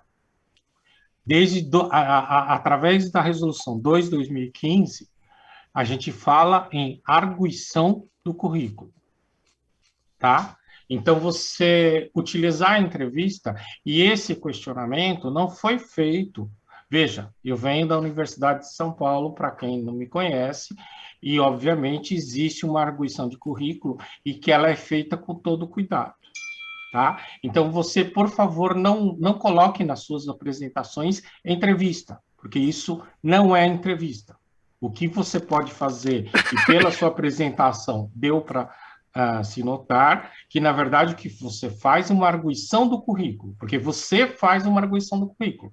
Se você coloca entrevista, eu já respondo um sem fim de reclamações que os vários concursos, principalmente das grandes universidades, eu venho de uma delas, eu faço parte da Coreme da Universidade de São Paulo, e que a gente não faz entrevista, porque a primeira reclamação de qualquer presidente de comissão estadual do Brasil é: São Paulo faz entrevista. São Paulo não faz entrevista. O que você fez foi uma arguição do currículo, que é o que consta na lei. Posso compartilhar a tela? Pode sim, professor. Deixa eu aproveitar para apresentá-lo, que eu não fiz, já que o senhor ia fazer um comentário antes da sua apresentação, mas o professor Luiz Kimura é presidente da Comissão Estadual de Residência Médica de São Paulo, é doutor em ortopedia e traumatologia pela Faculdade de Medicina da USP, médico assistente do Instituto de Ortopedia e Traumatologia do Hospital das Clínicas, e é um dos nossos debatedores de hoje. Professor, por favor, fique à vontade para apresentar a sua tela. Obrigado. Eu espero que vocês estejam vendo minha tela. Essa tela que eu estou mostrando é exatamente o arquivo do Diário Oficial da União, que fala sobre a Resolução 2 de 2015, em que se fala claramente que nós devemos fazer um exame em que você pode fazer a arguição de currículo com peso de 10%. Acho que eu posso, acho que dá para ver bem aqui os dizeres disso, e eu vou interromper o compartilhamento para vocês me verem melhor. O que existe é essa resolução em vigor atualmente. E o primeiro questionamento que a maior parte dos presidentes serenes São Paulo faz a entrevista dos candidatos. O que você fez, Diego, não é uma entrevista. O que você fez, para ser legal, teria que ser uma arguição do currículo. E dentro do que você apresentou, existem algumas soluções que provavelmente vão ser adotadas dentro da Comissão Nacional de Residência Médica. Acho que posso abrir para vocês que está sendo reestudada essa resolução, mas, ao contrário do que vocês possam imaginar, vai piorar ainda mais, porque a gente vai falar em avaliação curricular, que pode ser uma arguição presencial, mas, se for presencial, ela poderá ser gravada, deverá ser gravada, ou online, onde, como você mostrou para a gente, é muito mais fácil a gente realizar a gravação. Eu tive uma experiência razoável isso, eu faço também parte da Secretaria Estadual da Saúde, onde eu estou na Coordenadoria de Recursos Humanos, cuidando de residência médica. Vocês sabem que, com tudo isso que acontece, o exame da Secretaria Estadual, o famoso concurso SUS, que é não sei se para o bem ou para o mal, o maior concurso a maior seleção pública de residentes do país, com 15 mil candidatos inscritos. E nós fizemos a escolha de vaga, o famoso leilão, através de um mecanismo online. E a nossa experiência foi bem próxima da sua, Diego, em que a gente fez... A mudança foi que, ao invés do Google Meet, a gente optou por uma plataforma como essa que nós estamos utilizando, uma plataforma Zoom, e a gente utilizou salas simultâneas. Criamos uma sala de espera. A dica que eu dou para você, Diego, no momento, como que nós encaramos? Que um determinado período a sala seria fechada para os candidatos que entrarem. No momento do fechamento, do bloqueio da sala de espera, porque nós bloqueamos a sala de espera no horário determinado em edital. Fotografamos a tela, de forma que a gente tenha o controle de todo mundo que estava presente no momento do bloqueio da sala. E com isso, se porventura eles fossem para a sala de espera, a gente teria como resgatar a presença. Então, por exemplo, esse candidato de Manaus que você citou, poderia ter reentrado na sala de espera e a gente colocado ele novamente, que o aplicativo Zoom, a semelhança do Google Meet, ele também pode fazer isso. Mas isso é um detalhe. A única coisa que eu peço para você, Diego, nas apresentações futuras, é que você transforme o termo entrevista, porque isso é um termo que é considerado ilegal. Tá? Eu estou extrapolando um pouco, você me entenda isso, mas é muito possível que um candidato interponha alguma ação cancelando a sua seleção pública por entender que você fez entrevista ao invés de uma arguição de currículo. Então, você pode sofrer essa ação, tá? Recentemente, a gente teve uma live entre os presidentes de Cerems, e uma das coisas que foi dita, eu tive que ouvir isso, é que São Paulo faz entrevista. O Brasil inteiro não faz entrevista, o único que faz entrevista é o Estado de São Paulo. E eu respondi, com todas as letras, que nós fazemos arguição de currículo. E defendo isso, Diego, que você faz uma arguição do currículo. Mas eu preciso que você mude sua apresentação, porque isso pode suscitar dúvidas e, eventualmente, até um questionamento da seleção da Unifesp. Tá? Me coloco à disposição, todo o pessoal da Unifesp tem meu contato, se precisar, eu coloco os esclarecimentos. E a tendência, na verdade, é piorar essa legislação, tá? Em termos de isonomia dos candidatos entre os candidatos que são de fora de São Paulo, porque eles enxergam que a entrevista dá margem a que o residente oriundo da instituição possa ser beneficiado, porque essa é o mote. Nós temos aí diversas ações impetradas por isso. Não quero citar aqui os nomes das instituições, mas nós temos várias ações do Ministério Público em que eu estou manifestando essa coisa. Se um procurador ou até mesmo um candidato que tenha sido alijado da seleção pública da Unifesp, ele pode perfeitamente ir ao Ministério Público e interromper o processo seletivo.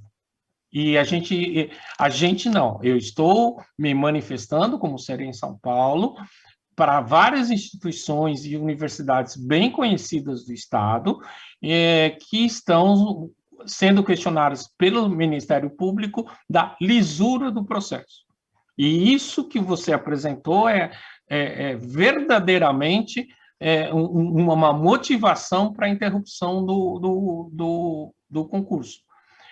A Dagmar tem meu telefone, as meninas da Coreme têm meus telefones, eu me coloco à disposição para esclarecer qualquer assunto. Mas, por favor, mude sua apresentação, porque ela dá margem a esse tipo de coisa. Isso vale para os programas de residência, as seleções públicas do programa de residência de todas as áreas, não só da cirurgia. E talvez como prática, talvez tenha que ser considerada, não sei como que é a legislação dos serviços de especializações do CBC para a gente fazer isso. Então, essa é uma coisa que deve se tomar muito cuidado. Eu respondi recentemente algumas universidades tradicionais e importantes do Estado que tiveram suas seleções questionadas por motivo muito mais banais do que esse, tá? Então, eu recomendaria. Fica aqui o comentário. Logicamente, eu entendi perfeitamente na sua apresentação que você fez uma arguição do currículo, mas não use essa terminologia, porque a entrevista, o termo entrevista, dá margem ao pensamento de beneficiamento de estudantes da instituição. Você sabe disso, eu participo de uma universidade igualmente visada, em que existe... não, os caras da USP só aprovam. Gente, a gente tem 5 vezes mais residentes de primeiro ano do que o número de egressos da nossa faculdade. Não tem como beneficiar esse ou aquele. É um argumento absolutamente incompreensível, mas existe, você sabe que existe esse tipo de corrente, tá? Então, você é um rapaz novo, extremamente dedicado pela sua própria apresentação, mas eu diria que você tem que tomar esse cuidado, tá?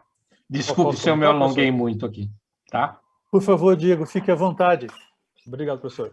Acho que ficou muito claro que um título do slide não corresponde ao que está no edital, nem ao que foi feito. Exato. Acho que eu tentei a todo momento exatamente desconstruir a ideia de entrevista do ponto de vista teórico, como o senhor colocou, e trazer arguição.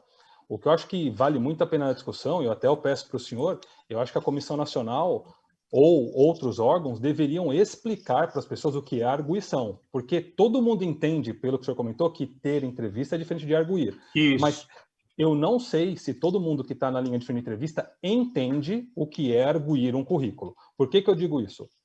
Eu participo de processo há 6 anos, e todos os meus residentes participam de entrevistas pelo Brasil inteiro.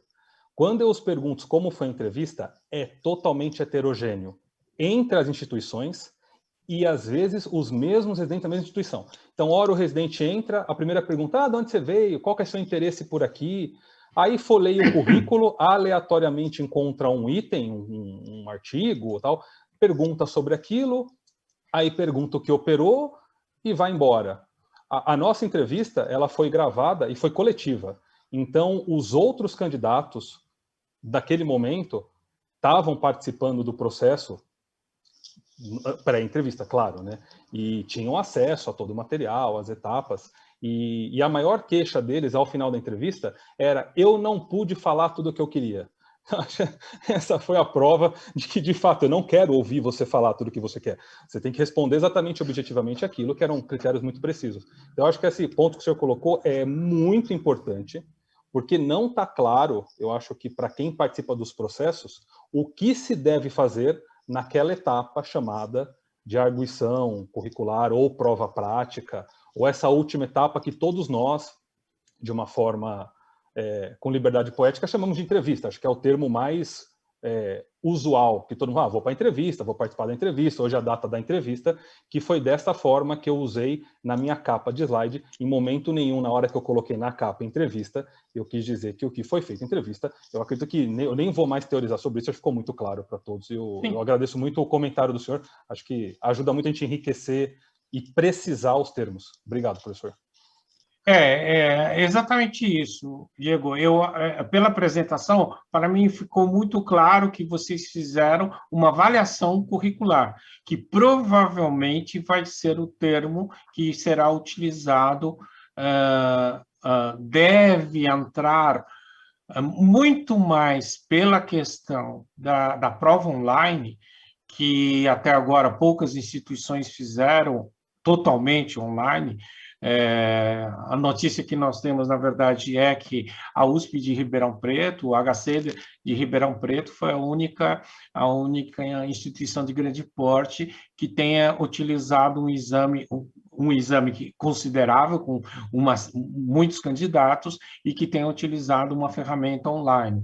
Então, para regulamentar isso, está sendo revisada exatamente essa resolução que eu mostrei para vocês, a 2/2015, porque não contempla a possibilidade de ser feita uma prova online. Então, isso tudo está sendo levado em consideração, inclusive o processo de escolha de exames unificados, como o da Secretaria Estadual, ou da Secretaria Municipal, para poder agilizar, e não só agilizar, mas obedecer o distanciamento necessário, principalmente em tempos de pandemia.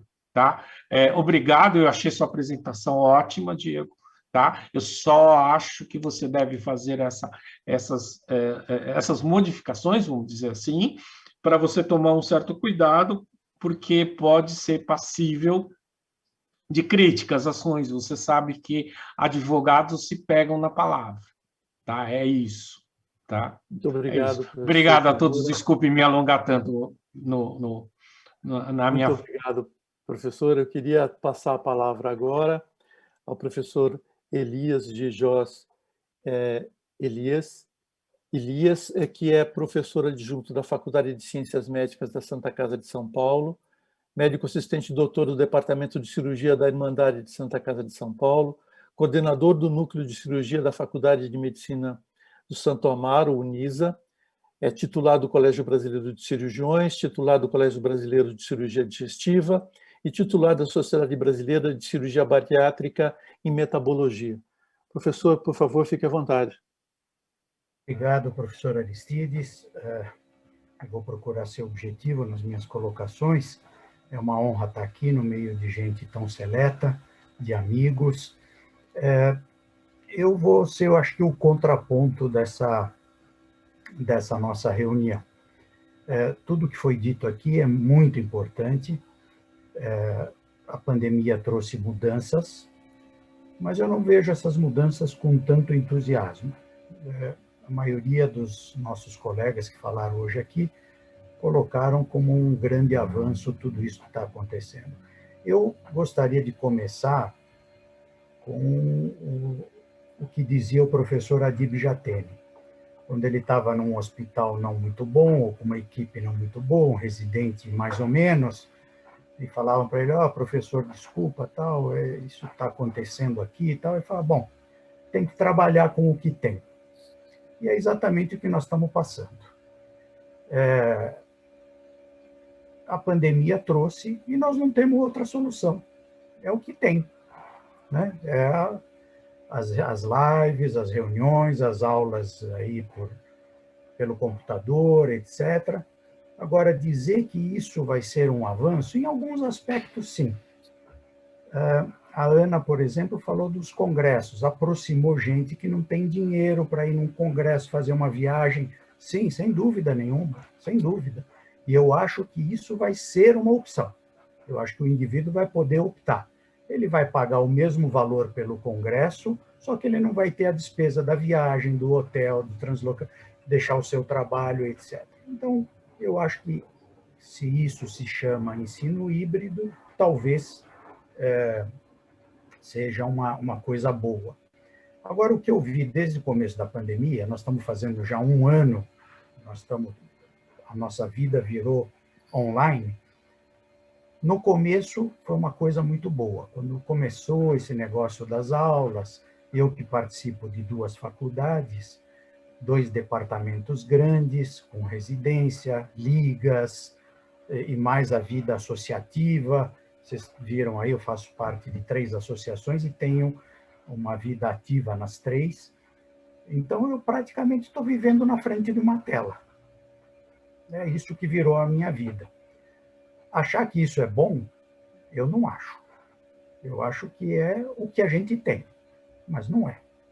dizer que isso vai ser o futuro da humanidade, nós somos seres humanos. Nada substitui o relacionamento humano. Nada.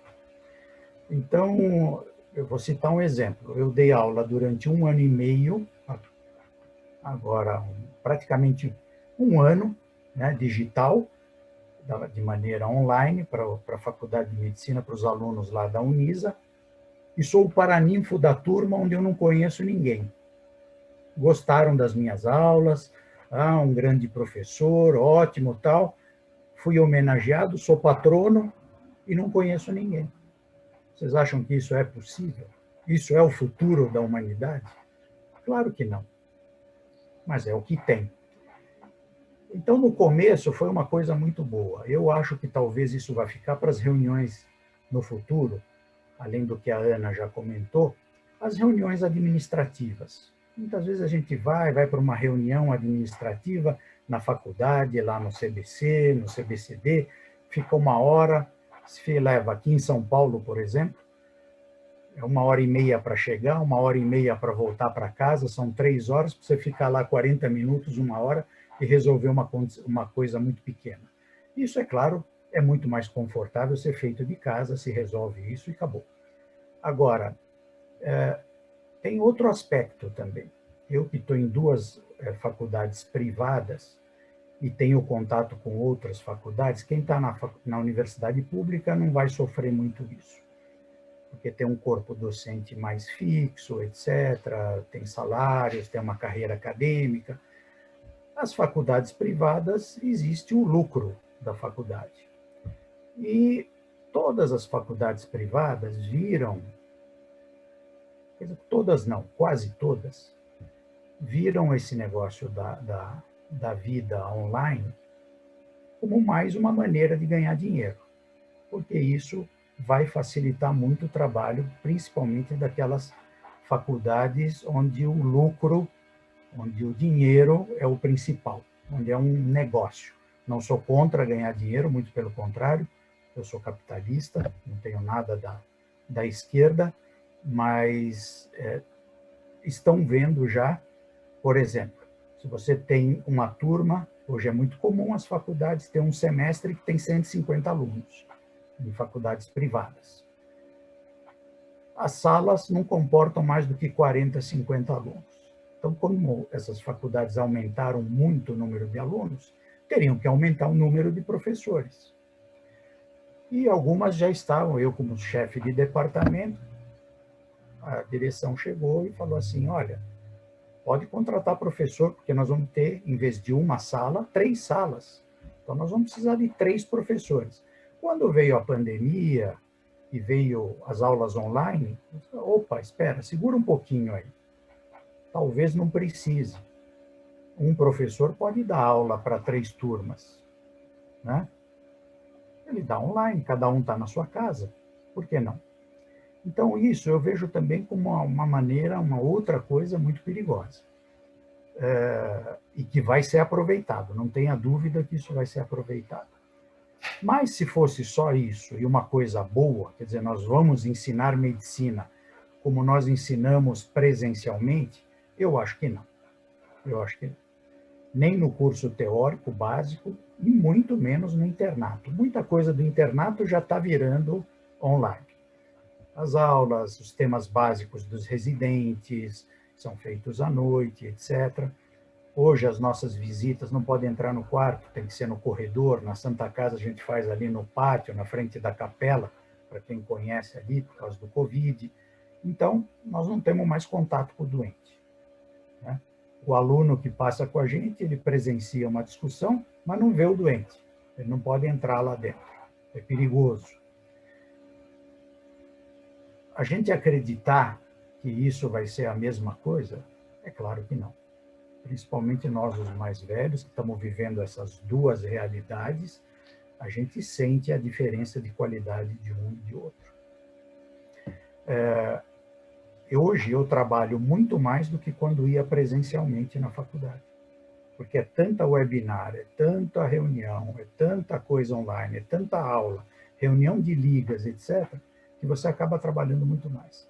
Fora as nossas associações que acabam marcando sem conversar com ninguém, a maioria, né? Aí chega lá, terça-feira, 8 horas, reunião. E normalmente você chega lá na terça-feira, você tem mais 2 reuniões de outro lugar, etc.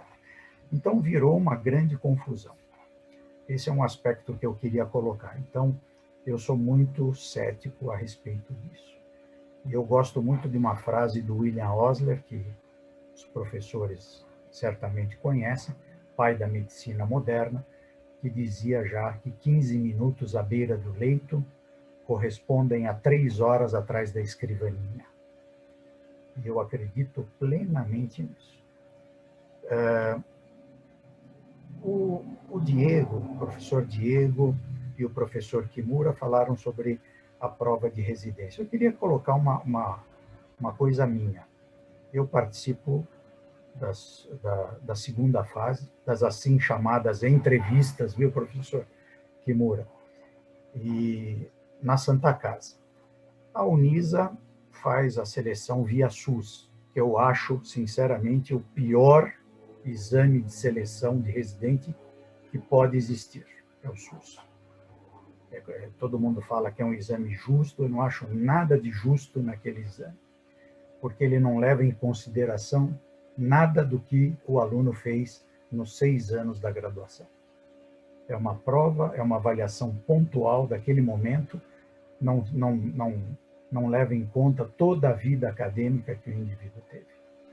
Então, para mim, é um exame que existe porque estamos no Brasil. Mas se fosse um país realmente mais sério, ele não existiria.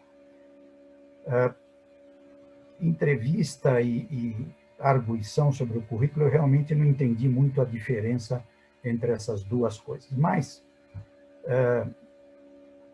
eu gosto da entrevista, viu, professor? Eu vi pela sua colocação que pode até ser por uma condição dos advogados, dos promotores, que nós estamos vivendo uma judicialização de todos os aspectos da nossa vida, que tem piorado a nossa vida, não melhorou em nada, e nós estamos vendo até grandes criminosos que assaltaram o país sendo soltos, e achar que isso é bom, que isso é justo, e que a pessoa que nos trouxe esperança aí nos últimos, eu que tenho 64 anos e que me considero uma pessoa razoavelmente esclarecida, um juiz que trouxe uma grande esperança para o nosso país, condenando vários corruptos, hoje virou réu, graças a essa mesma justiça que pega pontos como entrevista e arguição. Eu acho que a entrevista é melhor do que a arguição, porque eu quero realmente saber o que o indivíduo pensa. Ele vai conviver comigo 3 anos, eventualmente vai ser meu assistente, vai fazer parte do meu serviço. Eu quero saber o que ele pensa. Por que não? Isso não é crime. Eu quero saber. Só vou ficar vendo o currículo dele, que ele fez tal congresso, tal curso. Ah, isso pode ser subjetivo? Pode. Mas a entrevista não é um critério válido de seleção? Pode até o juiz discordar, o advogado, mas eu discordo deles. Eu acho que uma das coisas do porquê a medicina está indo diretamente, está naufragando, é de tantas modificações, e como diz a própria geração mais nova, de mimimi. Eu não posso afixar as notas que eu dou num quadro, porque se quem tirou nota baixa vai ficar bullying, eu estou me sentindo, né? Estão me assediando, essa bobagem toda. E aí nós desembocamos nisso que nós estamos. O professor Ramiro, outro dia, me falou o seguinte: nós estamos vivendo uma época que, para o aluno bom, a gente tem que dar um chocolate como prêmio, porque ele é bom. Mas para o aluno ruim também tem que dar um chocolate, porque senão ele vai se sentir menosprezado. Então também tem que dar para aquilo servir de estímulo e ele não se sentir mal com isso. Então eu não sei, eu realmente não sei se nós estamos num caminho bom. Eu quis seguir essa linha de análise porque é realmente o que eu penso. E eu acho que se um dia a gente vencer essa pandemia, que eu acho que não, Eu acho que ela vai fazer parte da nossa vida. Eu vi essa semana que no Japão o governo já está fazendo uma programação para a vida dos japoneses para conviver com o coronavírus, para sempre. Então, toda essa coisa de distanciamento, máscara, higiene, etc., grandes aglomerações, isso vai desaparecer da nossa vida. Infelizmente. Mas eu não acho que o que nós estamos vivendo é a solução, o que vai tornar a nossa vida melhor. Se um dia a gente voltar, controlar essa pandemia, eu vou em congressos presenciais, que eu quero ver meus amigos, quero conversar com as pessoas, quero tomar café com elas, quero conhecer o aluno que me homenageia, né? Por ser um bom professor, eu quero ver a cara dele, eu quero ir tomar café com ele, porque eu acho que isso faz parte da vida humana. E a gente não pode desprezar isso. Sei que a geração nova gosta muito da vida online, mas sinto desapontá-los, não é o futuro da humanidade, né? Olha o que está acontecendo com as nossas famílias. A gente não está convivendo mais com a família. Eu não vejo mais meus irmãos, não vejo meus sobrinhos. Isso é viver? Isso é bom? Ficar conversando com eles pelo celular, pela coisa? Não acho. É essa a minha posição, mas acho que a vida online tem alguns benefícios, como já foi citado, e muitas dessas coisas vão ser aproveitadas. Mas a gente não deve endeusar esse sistema que está aparecendo. Muito obrigado pela essa oportunidade de participar. Fiquei honrado e estou à disposição para se alguém quiser fazer qualquer colocação. Muito obrigado, professor Aristides. Obrigado, professor Elias. Queria contar a vocês que na nossa audiência existem já vários comentários sobre esse nosso debate, várias manifestações agradecendo a oportunidade dessa discussão, do aprofundamento do debate. Um dos comentários de Bruno Leonardo nos pergunta: esse distanciamento todo que está acontecendo na nossa vida, como professores, como alunos, como é que isso afeta a relação entre o médico e o seu paciente? Como é que nós vamos superar esse abismo que está sendo colocado entre o médico e o paciente? Deixo esse espaço para reflexão dos nossos conferencistas.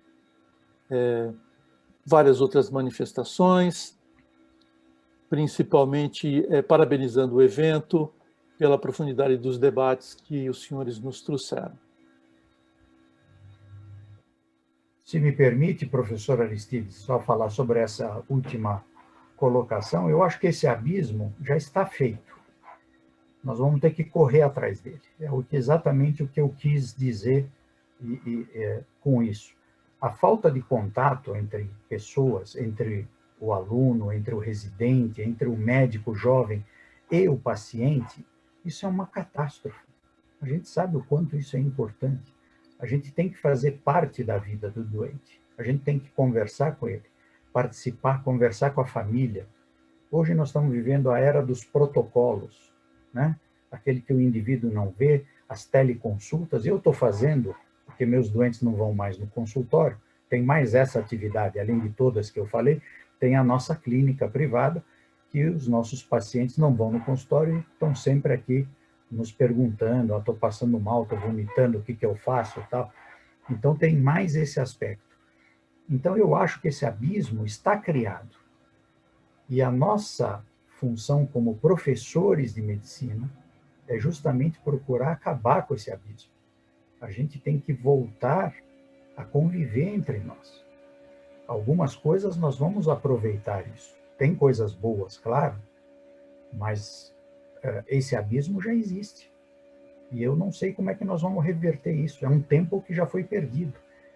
Aqui foi colocado no começo da pandemia, quando nas nossas aulas online, nossa, um monte de gente, grandes elogios, está ótimo, maravilhoso, tal. Hoje a gente já está vendo um desânimo.